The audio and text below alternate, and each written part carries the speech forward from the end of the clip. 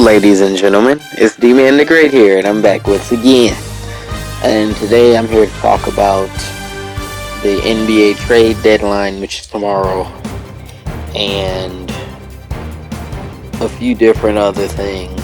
So today, I wanted to just talk about, I'm going to try to comfort people that are losing players today, because it's like in the NBA, there's levels and places where you want to be. You can be middle of the pack, you can be at the top, or you can be at the bottom.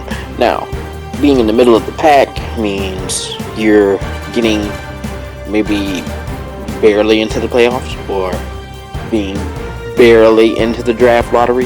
And being in those positions means that it's very unlikely for you to get a game-changing player that can make your team a championship-winning team, barring a trade.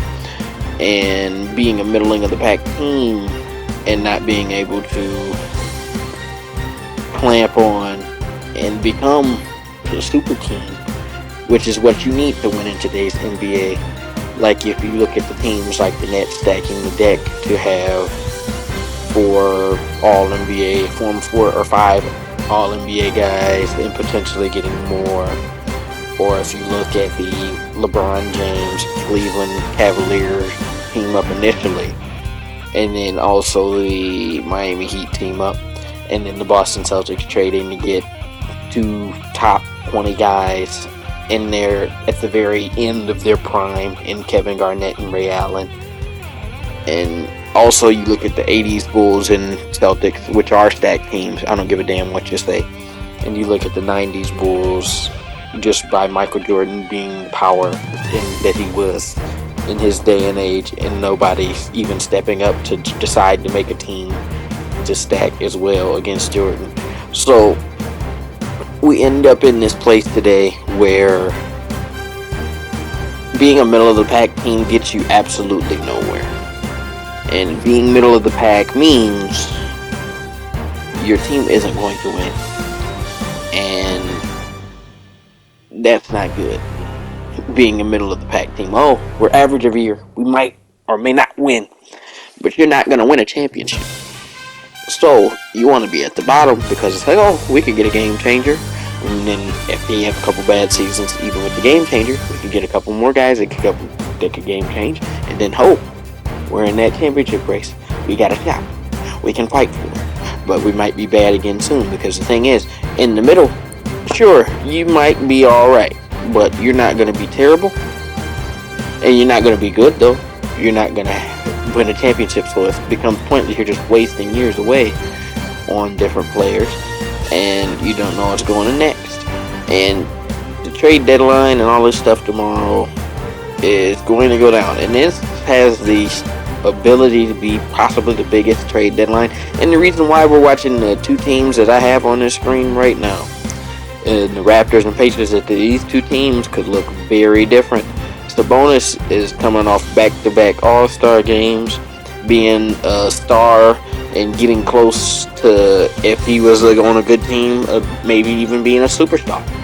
But he's the afterthought, and he might get traded off of his team because they're a middle-of-the-pack team, and it's like, hey, let's make some moves.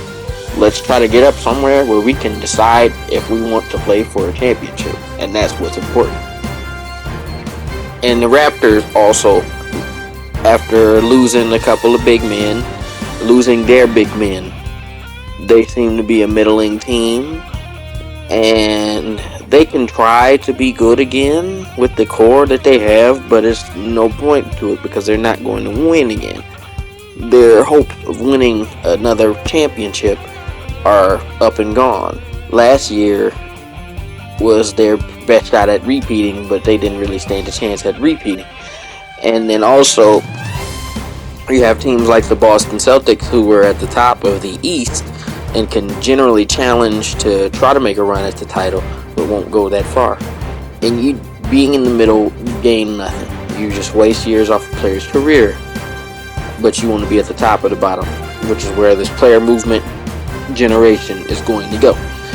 And that's the thing. A lot of the guys, and they try to say the guys now, they get mad at the team, good, the super teams, but it's like, look at this way. You talking about some little pride is going to stop you from achieving the ultimate goal? Or are you going to go and build up your team or get some guys to go and beat the big guy? Are you just going to sit back and let Michael Jordan win every championship? Are you just going to sit back and let LeBron James win all the rings because he stacked up and you want to stay on the same team because you're so devoted to the city? And a bunch of people that would throw you down the hill and rip your neck out with their teeth? Come on. Sure, they might love you in the moment, but as soon as you leave, oh, we're burning your jerseys. You were never a good player. Oh, you're not going to win ever. Huh? Come on. Are we really serious with that? Whereas we can stake a claim to our own legacies, and we can let people like Shaquille O'Neal that talk to Charles Barkley. Charles Barkley going the same amount of MVPs as his ass. And he's sitting up here like, you can't talk to me because you don't have a ring. You can't talk to Kenny Smith. And who is Kenny Smith if he isn't on Inside the NBA? Who is Kenny Smith? A dunk contest, a guy that was in the dunk contest that won a couple rings off of playing with the second best player in the 90s? Come on, guys. Charles Barkley or Kenny Smith? Who you taking on your team? The guy that won a couple rings off the back of Hakeem Olajuwon? Or a guy that led his team to the promised land and only lost to the greatest basketball player of all time at the point? So, what are we going by here? We're talking about legacies. We're talking about what you want your team to be. Being a small market team, you have to draft well, you have to be at the bottom, and you have to gain, and you have to make it to the top. And then when you make it to the top, you can't stay at the top forever. You're going to be good for a little bit, but you're going to be garbage eventually. Do not be in the middle. Being in the middle does not help anyone. Being a team that's good enough to make it there, but not enough to win the championship is not good enough. I had to be frank, had to be honest. Boston Celtics, right now, they're at a crossroads. They're losing hella games. They don't have any big man besides Tristan Thompson, who is, for some reason, not good on Boston, even though he was really good the last couple of years in his contract seasons. And then now, they're looking to be screwed, and their young core might be up and out of there real soon. Look at Karl Anthony Towns in Minnesota. Why is he still there? If I'm Karl, I am banging on every door and window. Someone let me out of here. Let me out. Let me out.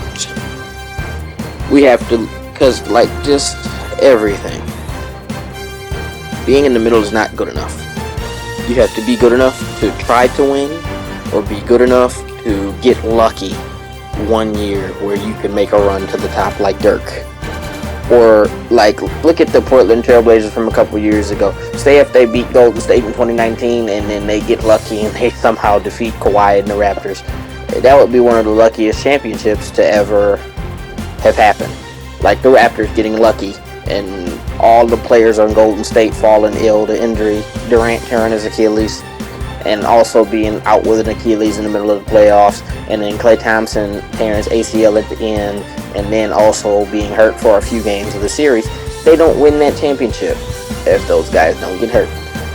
There's plenty of teams like that that don't win, and look how time evolves to look at them. It's winning the championship has a lot of luck to go with a lot of trouble.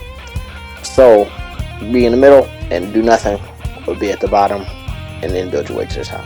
Thank you guys for watching. Please like, comment, and subscribe. Thank you. Goodbye.